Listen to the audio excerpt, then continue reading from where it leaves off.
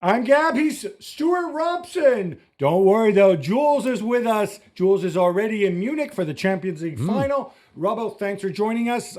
You'll be joining us for the tactical preview later on. Jules and I will be going through everything else. We got the Conference League final. We have Real Madrid making one, possibly soon two signings. Bayern Munich picking up Jonathan Tah. A lot to get into, but we're going to start with our tactical preview. Jules, how excited are you to have Robbo back with us? I'm so excited because if Robo is here, it's because we've got a big final coming up, as we always have him before a World Cup final, Euros final, or Champions League final. So I'm excited. And also because my team is obviously in the final. So I can't wait to hear Robo's prediction and what he thinks about how can PSG win this game. How can PSG win the game? They've got to play as they have done. I don't think there's going to be any tactical changes from PSG. They'll try and dominate the ball. They'll try and get it out to their wide players. Hakimi's going to be a force coming down that right-hand side. I think all the tactics have to come from Inter Milan because I think PSG know exactly how they want to play, when they want to keep the ball, how they want to dominate the midfield area, and how they want to use their pace in the front areas. It's all about the way Inter are going to cope with that.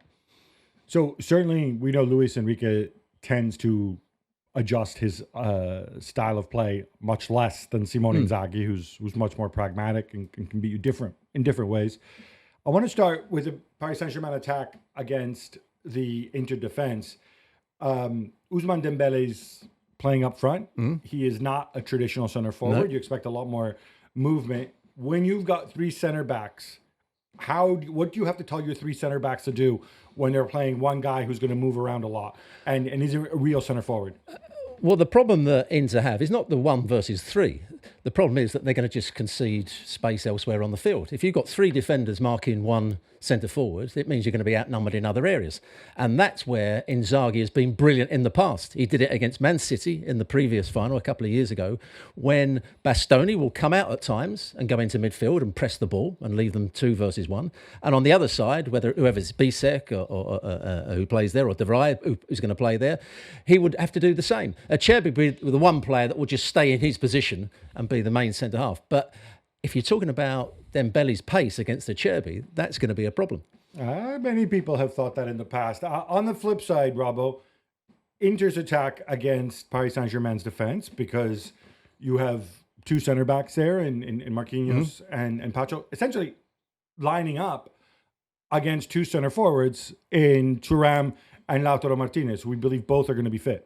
Well, this goes back to Conte's time at Inter, where he played with 2 up front, and they do it very well. They link up with each other. When the ball comes into Lautaro Martinez, his first thought is, where can I actually get it round the corner to Thuram, or can I play Thuram in? When it goes into Thuram, he's looking for Lautaro Martinez. And I think they're at their best when they're looking to switch the play through the front areas, rather than switching it round the back or switching it through midfield. See how many times Di Marco or Bastoni play the ball into one of the centre forwards, who sets it up for the other, and the next pass is out to Dumfries out on the right-hand side, or through Barella to get it out to Dumfries. So those front 2 are going to be absolutely key. Those little 1-2s in and around the box, their movement when the ball goes into wide area, they're very clever. We saw that against Bayern when they work brilliantly together. So that's going to be the difficult thing for PSG, coping with those 2 to stop them switching play, but also linking up with each other. Jules, are you worried that you got your 2 center backs are going to be left 2-on-2? Yeah, a little bit. I'm not so worried about...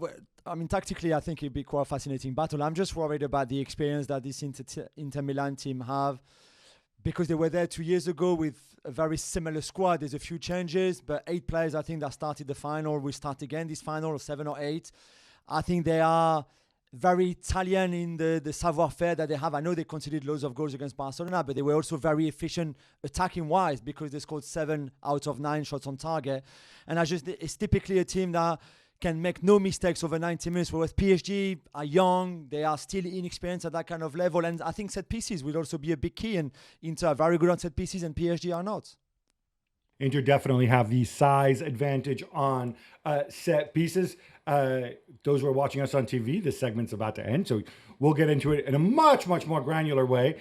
But before we do that, quick whip round. People love predictions. I don't. But Robbo, we'll start with you. Just give me a score prediction. 2-1 to PSG. Jules? And the heart says 2-1 PSG. The head probably says 1-0 Inter Milan, a set piece with loads of regrets for Paris. Nice hedge there. I'm going to say 2-0 to Inter, but we're going to get into this far more on the Gab and Jules podcast. All right, let's pick this up just by going over some late team news that we may have. Now, Inter are in a position where, as we know, they're an older team. They've got players coming off of injury, both Lautaro and Marcos Thuram. However, they haven't actually played in several weeks. So the thinking is that they're going to be fit and it's going to be their best 11. And we're going to amuse ourselves with a little, I'm going to impromptu combined 11. That's coming later. So put that in the back of your mind. Yeah. It seems to me the one doubt between the two that we have concerns Paris Saint-Germain, Jules. So Khvicha Kvaratskhelia suffered from a bad migraine. And that's why he missed the Coupe de France final, where he was not really missed, to be fair. Even if he's fit, there's obviously a choice to be made because Dembele, we assume, is going to play. So there's two places between Doué, Barcola, and Khvicha. What's the latest on that? Do we think he's fit? And is there a fear that with migraines, they can kind of always come back, right? Yeah, it's a good question. But they don't seem too worried at the club. He trained normally they were off Sunday, Monday. He trained normally on Tuesday and Wednesday and Thursday. So they don't see any problems there. He will start on the left-hand side. He's a guaranteed starter like Dembele. So then the only question mark really that we have is who's going to be picked to play on the right wing, whether it be Doué and Barcola. And very logically, he depends so far in the Champions League, especially over the style of the opposition. If it was a very low block, then Luis Enrique tended to go for Doué, who's so good in tight spaces and has incredible control of the ball. And if it was a team that was going to come at PSG a bit more, then it was Barcola just for that space and utilize the space. So away at Villa, away at Liverpool against team that you knew would play. And for tomorrow, I guess for Inter, I don't know what Robo thinks, probably a bit more in between because I don't think they will sit super deep and just wait for PSG to come at them. They will come out a bit. So there will be a bit of space for Barcola, for example. There will also be a block in front of Desiré Doué too. So I think he would choose Doué, but I think both players have a shot really at being picked. Robo, who's your choice? I would go with Doué on the basis of what Jules was saying there. I think Inter will sit quite deep because they haven't got the legs in midfield to really go and press the ball. And you can't press the ball if you play with a back five and three central midfield players and two up front. You can't get into the wider. So PSG will always have an easy pass out to their fullbacks, which means they have to then drop deeper. Only if they send their wing backs high up the field will they try and press the ball. So I think they are going to be quite tight. They're going to be compact, Inter. And for that reason, Doué, who's much better in those tighter areas and good at going past people and can, buy himself a little bit of space, I think he'll play out on the right-hand side. Yeah, Speedy Barcola to me sounds like one of those sort of 60-minute substitutions when the other side is maybe a little bit tired. Chasing when the other team are chasing the game. When say Inter are 1-0 down and they say, right, we've got to press the ball higher up the field. That's when Barcola can come on and utilise the space that might be available to him. Or when Inter are 2-0 up, as per my prediction. Jules, I want to ask you, Paris Saint-Germain, Nasser Khalifi has paid for, reportedly, the travel of every single Paris Saint-Germain employee. That's more than 600 people, plus a host of former Paris Saint-Germain players. I don't know if Zlatan is one of them, but I'm sure if Zlatan asked for a ticket, I'm sure he would sort him out. Is there anybody left at the Parc des Princes? Is this a good time to break into the Parc des Princes and have a kickabout? And also, this is quite extraordinary.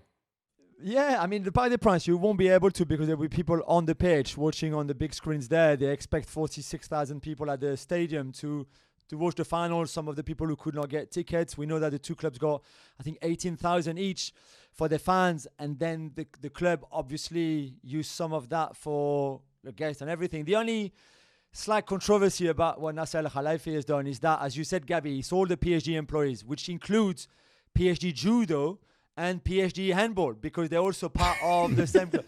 You could make a case, I'm not sure the PSG Judo people have to be there for the football section final, but hey, I think it would be obviously historic if PSG were to win on Saturday night, the first ever Champions League, and I think they wanted as many people there as possible to share that in case there's a win. So I think it's still a beautiful gesture from the president and the ownership obviously, but some fans who didn't get a ticket, I think we're a little bit frustrated by that, though. Yeah, it's interesting. Just as an aside, in terms of the spectacle and the tickets, I was talking to somebody has his travel and his hotel booked, and he's still looking for tickets. And I can tell you that on the secondary market, the Cat 1 tickets, which are the cheapest tickets, they were going for around 3,000 euros each, which kind of surprised me a little bit because I thought that's a lot of money. I think those tickets will come down because Munich does not have a lot of hotel rooms. It's not like having it in Paris or London where you can always get a last-minute flight or last-minute travel. It's not the necessarily easiest place to get to, although obviously if you're in Milan or from Paris, you can just drive there, I guess. So in that sense, obviously, the fans are always penalized at some point because the argument from the organizers is always we have to give tickets to sponsors, we have to give tickets to neutrals, we have to maximize this. They're still a darn sight cheaper than Super Bowl tickets with the dynamic pricing, which I think the average Super Bowl ticket was about $6,500. So obviously it's going to be a lot less for the Champions League final. Robbo, moving on, we talked about Paris Saint-Germain attack. We talked about Inter attack. Let's talk about the battle in midfield. So you mentioned legs several times and Inter can't press. Obviously, Vitinha, Fabian Ruiz, and co. Between them, I think the average age is going to be 24, 25, something like that. Inter have a 36-year-old Henrik Mkhitaryan. Yep. Barella's 27, 28. Yeah. And Hakan Çalhanoğlu is obviously, he's the wrong side of 30 at this stage or around that. Yeah. Now, the old saying from Johan Cruyff is, if the ball travels, then the legs don't need to move. Is that kind of nonsense in this game? The fact that Inter have, that's a technically okay. gifted midfield. That's okay if you're dominating the ball, but Inter won't dominate the ball. PSG will dominate most of the play because they'll have almost freedom to come out with the ball from the back and get it to their fullbacks. The only way that Inter cannot play a possession game against them. I don't think so, no, because they haven't got the legs to win the ball back early enough. If you talk about possession football, you have to win the ball back to play possession football. And I think whenever PSG get the ball, Inter will not drop right back to their penalty box, but they will shuffle across the field. They will try and force PSG to play into the wide areas rather than play through them. But they can't actually go and press the ball. Mkhitaryan, if you ever watch him play now, he drifts across the field and he hopes that it goes out to a wide area and he goes on an angle where he just slows people down. Çalhanoğlu won't actually come out and press the ball. He'll sit and stop balls being played into the front player. So again, you've got a lot of players defending against one centre forward, Dembele.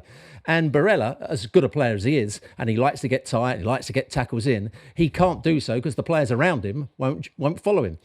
So I think it's a case of they have to force them into one area and then defend really well in that area. Lock PSG down one side of the field. That's the way they've got to defend. And when they get the ball, they've got to use their skill and their ability on the ball to hit those big diagonals out to Dumfries and Di Marco, who will be, along with the front two, the most important attacking players. We won't see Barella get forward that often. We won't see Mkhitaryan drive into the box. We won't see Çalhanoğlu rate runs beyond anybody. They're going to be solid and make sure that the wing backs get forward at times and the front two have to link up with each other. They're so important to the way Inter play. So sometimes, I know you talked about how difficult it's going to be for Inter to win the ball back, but sometimes they will get the ball back. Yeah. And at that point, there's a decision to be made in terms of the quick out to one of the wing backs or into the front two, maybe see if you can exploit a defensive error from the two center backs of Paris Saint-Germain. Or the alternative is, let's keep the ball a little bit. Let's make them chase us. Maybe a foul, maybe a mistake. If Inter were looking for the perfect display, go back 2 rounds ago when they played the first half against Bayern in Munich in this stadium. They were outstanding. At times, they kept the ball. and they played around the pressure without actually playing it forward that often, but they kept buying, trying to chase the ball, and they kept good possession. They went back to the goalkeeper at times. Donnarumma switched the play. The two centre-halves were confident on the ball. There was a lot of rotation in midfield. It was when they won the ball back in deep areas, that's when they try and hit the opposition on the counter-attack, and they did it for the first goal. Remember that brilliant finish by Lautaro Martinez after Thuram played the ball back to him. It was actually Augusto that went down the left-hand side. So when they win the ball back in deep areas, they will try and attack quicker. When they win the ball on the halfway line, that's when they'll probably just try and keep the ball and just delay a little bit and have a bit of possession, and then try and make PSG come after it. So, that's, I think, how Inter will play. The opposite to what many teams will play. Most teams go and press the ball and win and then break quickly. Right. I think Inter will do the opposite. We touched upon this before with Inter's front two against the two center backs, Jules, and I'm going to chuck this to you, Jules, as well, after Robbo's answer. How does that, when you have that situation, when you've got two center backs against two center forwards, how does that impact the midfield? Because your center backs obviously can't step in. Mm-hmm. You lose perhaps one wide outlet because one of the fullbacks, you can't have both fullbacks forward at the same time. Does one of the midfielders, when you're in possession, do they necessarily need to, be more conservative, almost become a third center backs? The salida volpiana, if you remember that. Yeah, I think that the PSG, when they have possession, will almost go to a three, and one of the, as you said, one of the fullbacks will go that little bit higher, so it's 3 versus 2. So they lose the out on one side. They lose the out on one side, high up the field. Right. But they're so quick, they can soon get into forward positions anyway. I think that the key is the two centre halves have got to win balls that are played in from distance on Thuram, but without fouling and without letting him turn them. But also sometimes say, okay, they're going to have possession, they're going to play those little 1-2s, but we aren't going to allow them to get in behind us. And they've got to be wary, because the biggest threat, in my view, from Inter, whenever I see them play, is the ball from Bastoni and Di Marco into the front players. They combine, and suddenly the switcher plays on to Dumfries, who realises that's what they're looking for, and that's when PSG will be in trouble. Yeah, Jules, the big diagonal from Bastoni, is that kind of the biggest threat? Yeah, I mean, the first goal against Barcelona in the second, the back heel from Thuram comes exactly like that, like Stewart describes it. And I think PSG, it was funny because, usually manager says we take one game out of time. But 3 weeks ago, when there was still the French Cup final to be played and the last league game to be played for PSG, Luis Enrique was already saying, I'm already watching Inter. We know already everything we want to know about Inter. So I think they would have prepared well. There's a difference between preparing and then executing the plan that Luis Enrique wants the player to execute. But that's why it's so fascinating, as we've been saying. There's a stat I saw yesterday on the UEFA website, the Champions League website, which I find really amazing, is if you look at the kilometers run per game in average this season in the Champions League, PSG are top.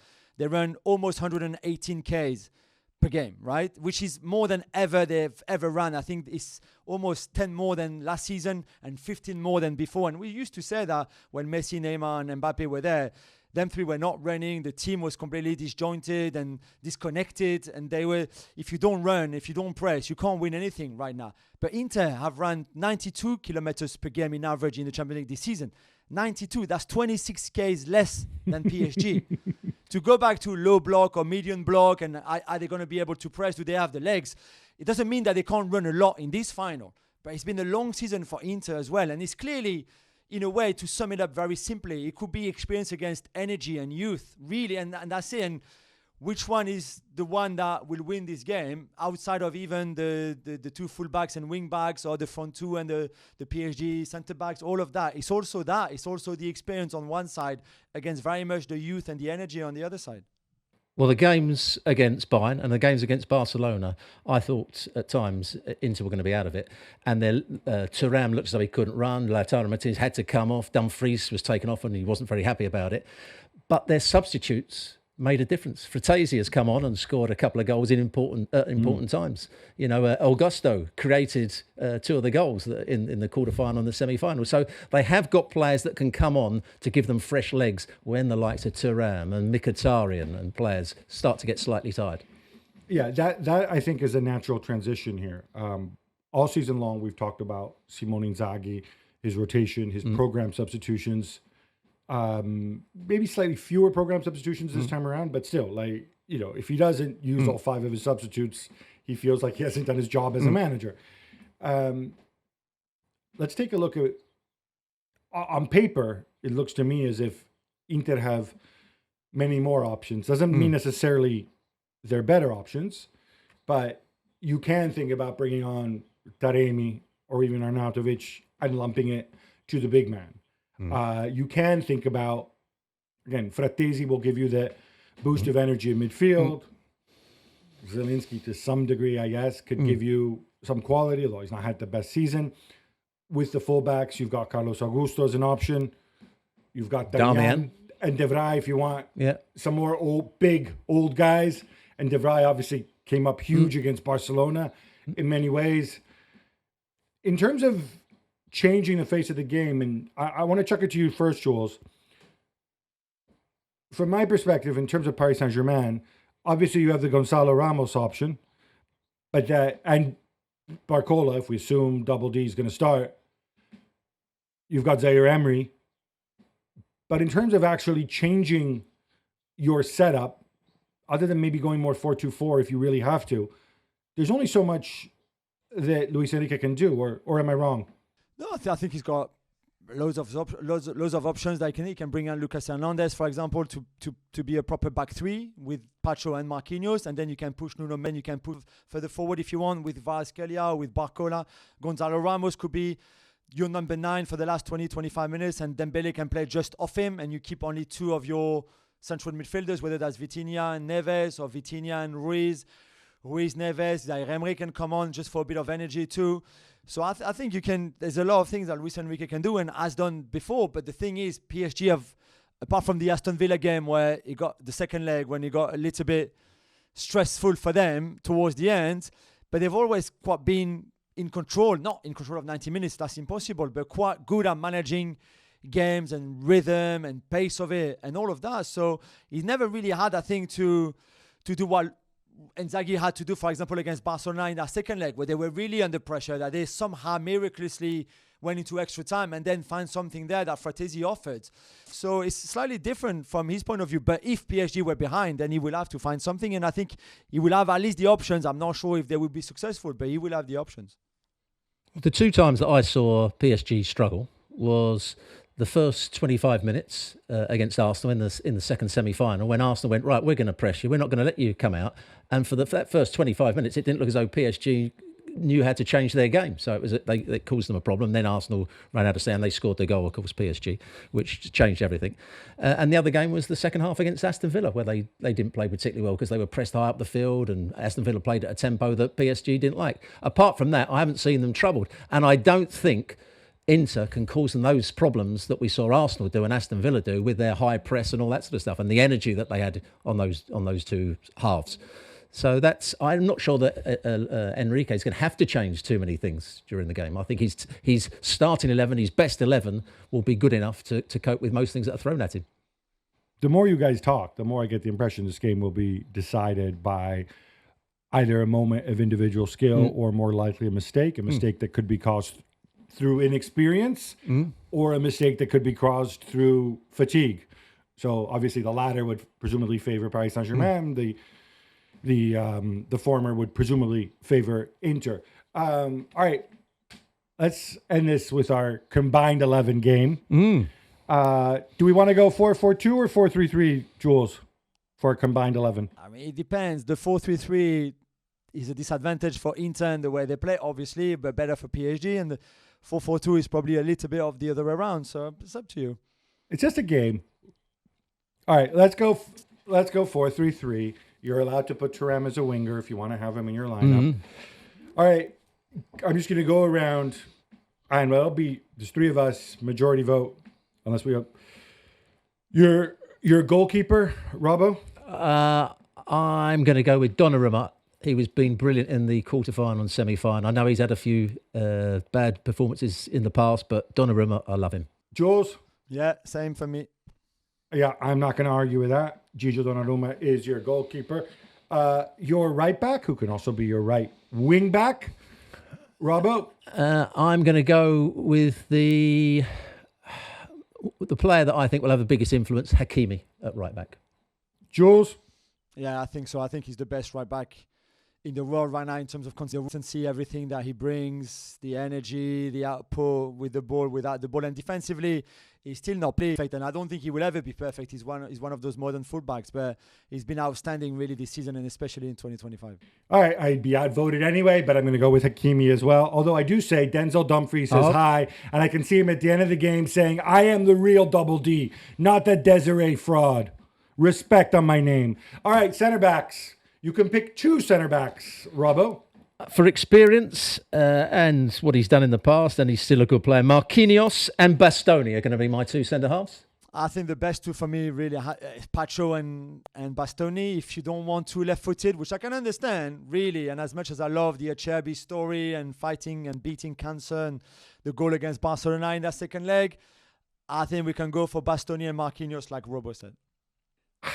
Marquinhos hasn't been great this year, but he is one of my all-time favorite Brazilian players, so I'm going to go with Marquinhos as well. Left back, this is where it becomes maybe a little bit more Did you go with interesting. Bastoni, though? You didn't mention Bastoni. You going with Bastoni? I didn't even think that's up for debate. Okay. So Well, you guys had 2 in yeah. there. Bastoni's obvious.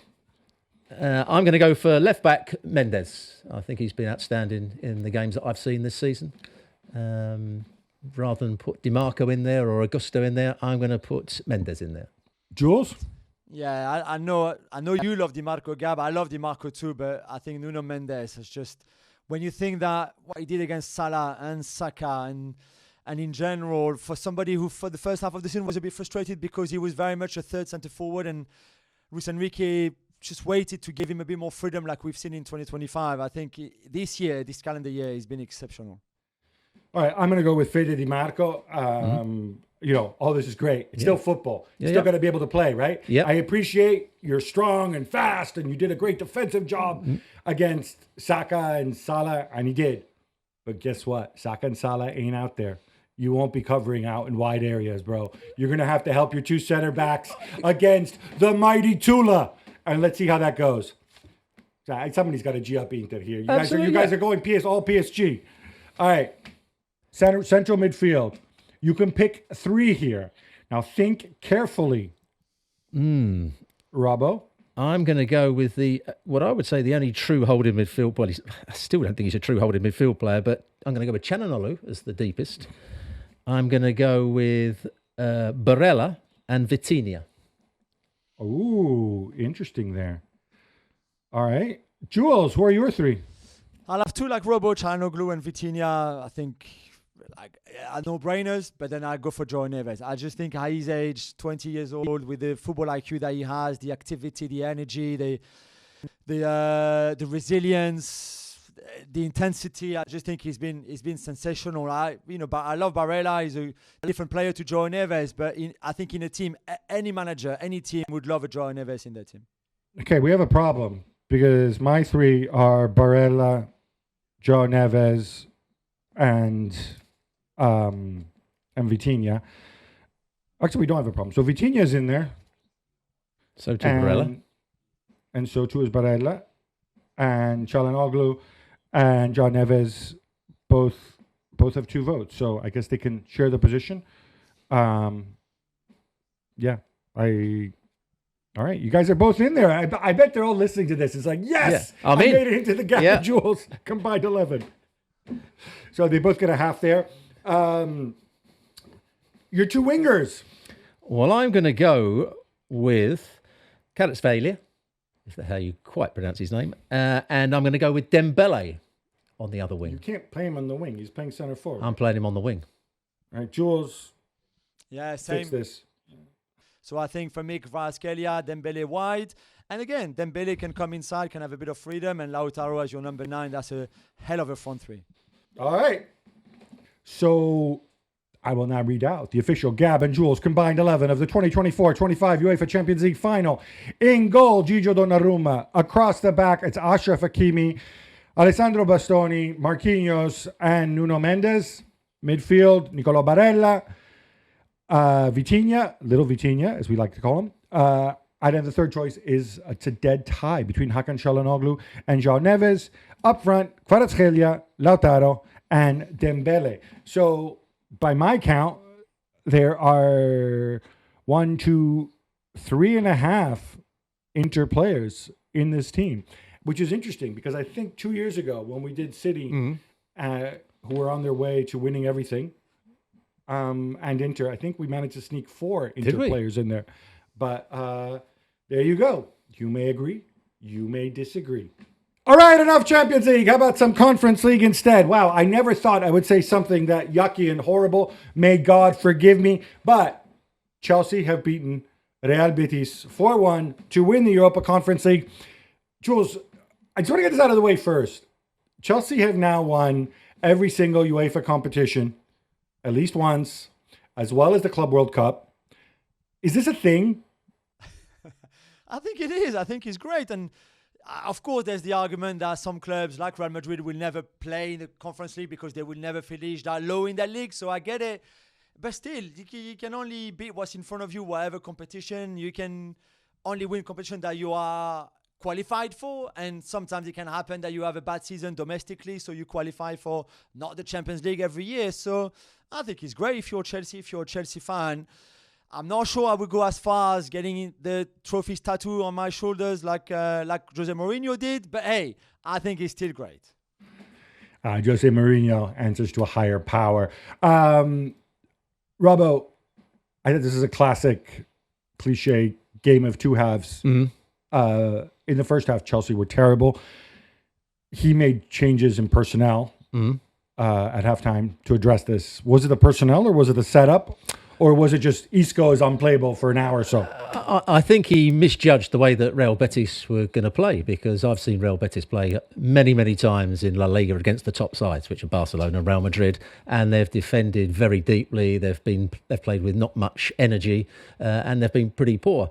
And I think he felt as though they could play out from the back at will and they could get it into the top third of the field, and that wasn't the case. And I never understand when you play a right back in central midfield. Now, if you're a right back and you step into central midfield when the space is there, that's understandable. But when you actually stand in central midfield and play there for the whole of the first half, you might as well play a central midfield player there, because he couldn't get back out into a right back position because Chalobah had to do that. And that's why he made the change at half time. And I would say he also made a change in the way that Reece James played it. Because he did go into midfield, but he also went back out to right back at the right times and defended out there. So that was a good change that he made. He got it wrong to start with. Jules, was it also weird to you that the two guys who were put up in front of the media pregame were Reece James, the club captain, and Levi Colwill? I don't know if he's vice captain. If not, if he isn't, he should be. And then those two guys don't start? Yeah, a little bit. I mean, for Colwill especially, he was very good against Forest, scored that goal that sent Chelsea to the Champions League. And then I guess I thought maybe Badiashile, who'd played all those Conference League games against terrible teams that you'd never heard of before, maybe he thought, okay, he deserves to play the final as well, a bit like Jorgensen in goal, I guess, something like that. But I thought that was strange. I thought not starting Reece James, your club captain, when he's fit, and clearly he's a better player than Malo Gusto, was strange as well. So I'm glad at least the Reece James issue was corrected at halftime. But yeah, overall, I thought it was too predictable from Chelsea in that first half. You knew exactly what they wanted to do, trying to get... It was a slow build-up towards Caicedo or Gusto, and it just never worked. As soon as they put a bit more intensity in after the hour mark, then obviously they got better. And as soon as the ball got to Cole Palmer quicker, they got better as well. I mean, look, in the end, from a neutral's perspective, we got to enjoy Isco in the first half. And Cole Palmer, who I thought had done very little until that point, the difference maker in the second half with that pass for Enzo Fernandez, where he just completely threads it in there. But also the Nico Jackson goal. The ball comes off of Nico Jackson. I don't know how much you knew about it. And that was all down to Cole Palmer. Yeah, and what he did at Maresca as well, he played Cole Palmer and Enzo Fernandez slightly wider in the second half. So the two central midfield players, or one being Reece James and the other one being Caicedo, they narrowed Real Betis down, and the next pass they could get from the centre halves was sort of 30 yards forward into Cole Palmer, who's now playing sort of as a second outside right, and the fullback wasn't sure whether to pick him up. The midfield players weren't quite sure whether to pick him up, so we had a bit more space. And the same on the other side. Enzo Fernandez started to get a lot more space, and he could now make runs forward, and they got better possession. So Maresca got it right in the second half, and they played so much better football, and the tactics were better. I think Maresca was going to get it right with his tactical adjustments, as you outlined there, Robbo, because his options off the bench still are what they are, especially from midfield going forward. It's basically Jadon Sancho and nobody else. It's interesting, Manesca made the point that the goal was to qualify for the Champions League next season. So they're 1 year ahead there. They also brought this trophy in, wheeled out the stuff about winning mentality. It's certainly, I think, a big step forward for this group of young players. All right, enough Conference League. How about some quick hits instead? Let's go, Gab. Real Madrid are expected to trigger Alvaro Carreras' 50 million euro release clause and have him at the Bernabeu in time for their Club World Cup. Jules, right fit? He's had a very good season with Benfica. He's a young player who's very attacking, but also good defensively. 50 million euros seems to be the price still now for fullbacks when you think about how much Kekes can cost, or Frimpong was a little bit cheaper, but because of a release clause. So I think it's probably fair for Real Madrid, who were looking for a left back, not too happy with either Fran Garcia or Ferland Mendy, and rightly so. So Carreras, I think, it could be a perfect fit, I think, for that position for them. I'll be curious to see how this works out, because he's had a lot of hype from a very, very young age, and I think this is really maybe the first season that he really kind of consolidated. And sticking with Carreras, Gabi, he was Manchester United's under-23 Player of the Year in 2022 before they let him go for 6 million euros. Another one that got away? Potentially, if you're not a Patrick Dorgu fan, you might say, hey, look, why don't we just keep this guy? That said, United quick to brief everybody that they have a significant sell-on clause when they let him go. Some people are reporting as high as 40 to 50%. So of that 50 million, you presume that they're going to get maybe some 20, maybe as much as 20 million back, which will certainly help them this summer. Nico Paz could also be on his way back to Real Madrid after his stellar season at Como, Jules. Yeah, he was great this year for Cesc Fabregas. They bought him, remember, last summer for, I think, 11 or 12 million euros with a clause, a buyback clause from Real Madrid, very cleverly, I think, put in his contract for 8 million. Is he ready to play every single game for Real Madrid? Probably not, but he showed, I think, enough in Serie A, in Como this season, certainly in terms of revelation of what he can do with the Xabi Alonso team that has a lot of the ball. He brings you balance, he brings you structure. He's so good creatively. He works hard. I think it's great to have him in your squad and then see how much he improves and where he can fit in this team, either consistently or just occasionally as a sub to start with. I'll be really curious to see what they do with him, because obviously he played a lot as kind of a 10 for Como, and they already have Jude Bellingham doing that. So do they try him? I mean, he's got decent range of passing. Do they try him deeper? But I think between Nico Paz and Arda Güler, I think one of the two may need to move on, perhaps on loan, or maybe with another buyback. Bayern have confirmed what we already suspected, Gabi. Jonathan Tah is on his way over from Bayer Leverkusen as a free agent on a 5-year deal. Yeah, this helps settle the defense, undoubtedly. I'm not 100% sure in terms of the profile of the player that he is, that he's necessarily that different from Upamecano and Kim. But they need another body in there. They've had so many injuries. Obviously, Eric Dyer has left, so he slots in there very much the Bayern way. More Bayern. I thought Leroy Sané was going to take a pay cut and stay, because I read that in Bild. Now he's being linked with Arsenal? Well, I think everybody thought that Leroy Sané would stay at Bayern and with taking the pay cut. And then he was not happy. He changed his agent to Pini Zahavi, who obviously has very, very strong connections and networks in England. And then since then, it seems like staying at Bayern is not the option anymore. He's been offered to pretty much every club in England, especially in the top 8. Arsenal, as you said, Gabi, who I think are looking into it. Same with Spurs. Same with a club like Manchester United. A return to City or going to Liverpool is not on the case. But I think he's right now being offered everywhere pretty much in Europe to see if they can get a better deal than what Bayern are ready to offer. So I'm not really sure. I thought once you've given the green light to Bayern, you would stick with it. But clearly not. They changed their mind. Yeah, I don't know what they're playing at here. I think he would not be a good signing for Arsenal, simply given. I know Arteta. They're making a big deal of the fact that Arteta worked with him before at City, but remember, this is when Sané was not good at City. I think it was because towards the end of his time there. I think he's been very up and down actually this season for Bayern. When he's been good, he's been very good. And if he's thinking Arsenal because they're going to give him a better deal than what Bayern put on the table, which I think was about 10 million euros a season guaranteed, but going up to 15 with different bonuses. I don't think Arsenal are going to give him that, and I think if they do, it's a mistake. I believe in Martinelli, believe in the stuff you have before getting involved with Leroy Sané.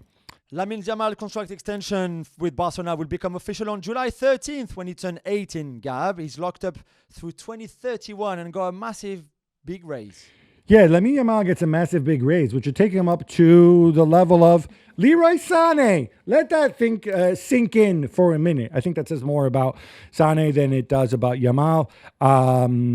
It's mad that it's, when you think about it, it's 2031 and he's going to be all of 23 years old then. So if he continues on this way, I would expect another huge contract and another big pay bump in about 3 years' time. And by the way, if you're wondering why they left it so long to extend him, it's because, like I said, they have to wait until he turns 18. Inter have reached a deal to sign Luis Enrique from Marseille for around 23 million euros plus bonuses. In fact, he'll be there in time for the Club World Cup. Jules, what are they getting? It's hard to tell and it's hard to know, Gabby, because he's been so inconsistent since he arrived in Marseille with quite a big potential and high hopes at the time. I guess this season under De Zerbi, when Luis Enrique wanted to, he played well. He played as a right wing back, which I guess would suit perfectly what Inter would want of him, really, as a Dumfries kind of number 2. And when Dumfries, who's almost 30, will start fading on, then Luis Enrique would be perfect to replace him, I guess. But I still think that's a lot of money for a player like him. Yeah, and Inter's record, of course, of getting South American players from Marseille just smacks of Joaquin Correa over and over again. So, yeah, I don't love this. First week at work for Iglitare at Milan, and already it seems as if they're pushing for the return of Max Allegri. Gab, would it be a good idea? I don't think so, no. I think their model of young players who and the way they scout them and trying to get things together, forget that they've been pretty poor on the pitch. I don't think you chuck that out the window for Allegri, who hasn't coached in now, coming up on 3 years. On the other hand, if you go Allegri, then it means you got to put money behind him, and you do have a decent shot of winning and achieving something, which is obviously what the fans want. So I think I don't think this is nailed on. There was just too much chatter about this in the papers. And this makes me suspicious. I'm sure they are considering him. I'm sure there are people within the club who would want Max Allegri strongly. But I also suspect there's also a faction that says, hey, let's think about this a little bit. The Liam Delap sweepstakes should have a winner next week. Jules, it's apparently down to Chelsea or Manchester United. Now, if young Liam came to you and said, hey, who should I sign for? What would you advise?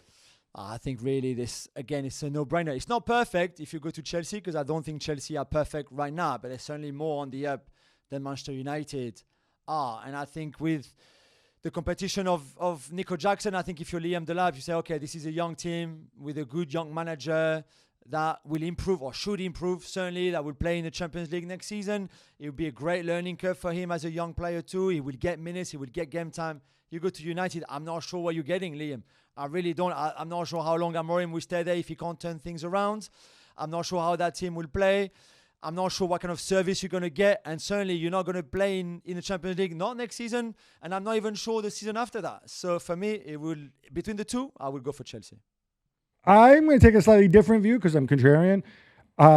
If you have the right character right now and you're ready to walk into a club that's a bit of a car crash, you're guaranteed to play from the start at Manchester United, and you can grow with Ruben Amorim if you have that level of belief in you. And I'm not saying you have to have that level. Some players thrive when conditions are a little more perfect. There's nothing wrong with that. If not, yes, Chelsea's obviously a better place to grow than United. But if he's ready, if he has the mentality, then I would go United.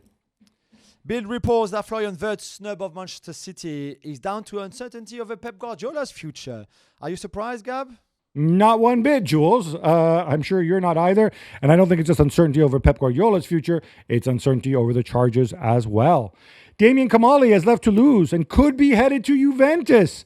Jules, help me out here. Well, I was going to say help me out here too, Gabby, because this one, I mean, maybe John Elkann, who is obviously the big boss at Juventus, can see something in Damien Comolli, who's great, who's been a great sporting director, a great president now at Toulouse, a great scout before, a lot of things you want. But really, Toulouse to Juve, that's a hell of a step up, really. It's also a big vote of no confidence in Giuntoli, who's going to stick around as the sporting director. Yeah, I don't really get this unless you're planning on getting rid of Giuntoli or maybe going in a totally different direction again. The Times report that Liverpool won more than £20 million for Quevin Kelleher. Gab, do you think that's reasonable? So if Quevin Kelleher did not have 1 year left on his contract, I think that probably would be reasonable. And I certainly don't blame Liverpool for trying to get as much as you can for Kelleher. Kelleher doesn't want to be a number 2. Georgi Mamardashvili, of course, is coming over to compete with Alisson for the number 1 job. The only thing is, if I'm Kelleher, 20 million, I might say, you know what? Unless I get a top club, I'm just going to sit. I'm going to wait a year and sit and then move as a free agent so that some of that 20 million can go to me and I can really pick and choose where I go. So I don't think Liverpool have that much leverage here. Napoli are on a free agent shopping spree. They're confident they'll get Kevin De Bruyne, and now they're all over Jonathan David. Jules, are De Bruyne and Jonathan David going to be enough to keep Antonio Conte around? I think it's a good start. I think De Laurentiis and Conte have been speaking again, and De Laurentiis is hoping that he can keep him, even if, as we've been saying on Monday and before that, it was quite uncertain that Antonio Conte will stay at Napoli for another year. But if he gets the resources and the backup and the investment that I think he wants, and as we know, he often wants a lot of investment in his teams, and if you start with De Bruyne and Jonathan David, then it's a pretty good start, I think. Yeah, and then you get a transfer fee for Osimhen and spend that money on another center back, and you're on your way. Manchester United's first friendly on tour postseason did not really go well, Gabby, as they've lost 1-0 to a team made up of Southeast Asian All-Stars. Yeah, and when we say Southeast Asian All-Stars, we don't mean players from Southeast Asia who are top professionals who play for big European clubs or even necessarily big Asian Champions League clubs. We mean a bunch of randos. At least that was my general sense when I saw the team. Look, they lost 1-0. They're tired. They're coming off the disappointment of the season, the Europa League. What surprised me isn't so much that they lost. It's, again, Ruben Amorim surprises me. He goes and he throws the team kind of under the bus. He says, we should win these kind of games no matter what. He says, we don't have it in us not to choke in every exercise, in every game. That is what happened. You're calling your team chokers. I don't see the benefit of that. Who are you talking to? What, the United fans at home who stream this game? Sometimes it's best just to shut up and say, that was disappointing. That sucked. We need to do better. We're going to do better. I don't know that you need to go these lengths, but hey, that's just me. More Amorim. Jules, we didn't really get into this on Monday, but what did you make of the way Alejandro Garnacho was dumped? I thought it was quite brutal, to be fair, for the last game of the season. Obviously, Garnacho not happy. Remember after the Europa League final when he said, hang on, I played every single round of this competition, and now what do I get? 20 minutes in the final? So I'm sure Amorim didn't really like that, and as we've said all the time, that his future was surely away from Old Trafford and Manchester United anyway. So they dumped him. I think Ruben Amorim told him that he would have to find another club. I think Garnacho was very happy to find another club anyway. He didn't want to stay at United. What would be interesting, Gabby, is how much will United want for Alejandro Garnacho this summer? Because remember, obviously, last January, they could not agree a deal with Napoli where the two valuations for the two clubs for the players were too far apart. Be interesting to see how much they want for him in the summer. Yeah, I mean, you nailed it. They started out in January demanding 70 million for Garnacho. Garnacho is one of those situations where he has very little leverage because he has a long-term contract through 2028, I believe, and he's on a relatively small wage, something like $1.5 million a year, give or take. United wanted 70 million. Napoli, I think, had a deal in place just about with Garnacho, and I think they went as high as 30 million, if I recall correctly. Deal probably could have been done at 40. United said no. I don't know that his valuation will have increased at all this summer. So I think at this stage, if they get 40 million, they'll probably be happy. Davide Ancelotti is the favorite to take the job at Glasgow Rangers. Gab, are you surprised he's not following his dad with Brazil? No, I'm not surprised that he's not going to Brazil. I think he wants to spread out. He's been an assistant for several years. The Rangers thing definitely not nailed on. They're under new ownership. It's a combination of the guys who own the 49ers and this healthcare guy who's apparently a graduate of Swarthmore College, which I always find interesting. Competition, Steven Gerrard, Russell Martin, Brian Priske. Russell Martin and Brian Priske were sacked in the last year. Yeah, so Davide Ancelotti's like, hey, at least I wasn't sacked, but my dad was kind of let go. It's time! It's Texter time! Good news for our hero, John Texter, Jules. Yeah, because I think he got a little scared earlier this week when he was not granted a license to play in Europe next season by the French Federation via UEFA because they hadn't paid some of the money that they owed a random club in the Eredivisie for the transfer of Amin Sarr that nobody would remember, even Lyon fans that actually played for the club. It was not much. It was something like 2,000 euros. And in the end, they paid that off. So now they're okay and they will be allowed to play. There's still a few things to go through with UEFA and financial fair play and all of that. But at least for now, they've got the license to play in Europe next season. Yeah, I think they have the license on overdue payables. Now they need to get it in terms of their actual books and financial stability rules. And I believe the DNCG ruling still has to come out, right? I think that's the end of June, if I'm not mistaken. So they could be in the second division still. Yeah, absolutely, Gabby. Nicolo Zaniolo is in big trouble. What has he done now? This is pretty remarkable. Nicolo Zaniolo, who he's now at Fiorentina, in case you lost track of his career, although I think he's still a Galatasaray player. I think it was just a loan. He's at Fiorentina. Fiorentina are playing Roma in the semifinals of the Primavera tournament, which is like Italy's sort of under 21 competition. And all right, here it depends. There's the version of the people who are accusing him, and then there's his version. What's not in doubt is that he approached two 18-year-old Roma players. One of them, incidentally, if you remember, Totti's tearful farewell. One of them is actually the kid who was, I believe, 11 years old at the time, who Totti gave his captain's armband to when he walked off the pitch for the final time. Anyway, Zaniolo hit this guy in the face. According to reports, he was intoxicated. He also went over into kind of Roma's technical area and started urinating all over the place. He denies this. He just says he wanted to go over and congratulate the Roma players, and then they got aggressive. Bear in mind, Zaniolo, not a good he was at Roma previously, as you know, not a good relationship with Roma fans. There's a bazillion eyewitnesses, so I think we're going to get kind of an official version of the truth, and he could be facing a long, long ban. Newcastle director of football Paul Mitchell has left the club after just 1 year. I am not surprised, Jules, and I'm assuming you're not either.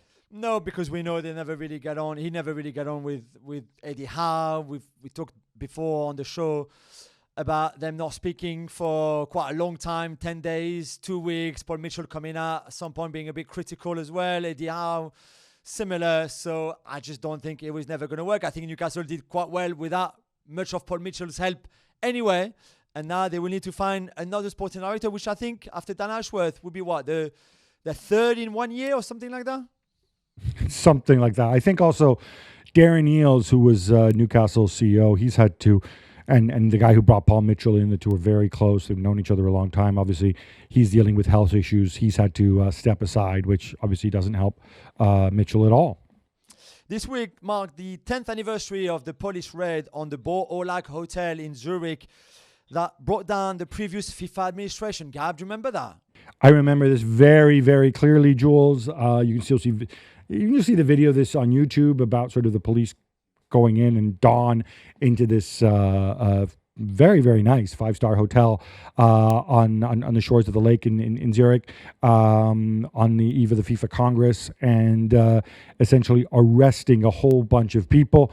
The FIFA president, Sepp Blatter, stuck around after that, but then obviously was forced to step aside when it got to be too much, and that led to the current FIFA we have today. And I think, having covered FIFA in those years, and I'm going to be careful here that nobody sues me, but you know what? There's been enough criminal indictments and whatnot. However bad FIFA may seem to some people today, I think we need to always remember what it was before and how brazen the behavior of some of these people was, and I think also how little Sepp Blatter did to stop it. There's just been it just goes back. There's just so many stories from people who were in and around FIFA at the time, of people who really felt invulnerable. And again, people will say that, so there's some of the same today. I can assure you there is not the level of corruption that there was back then.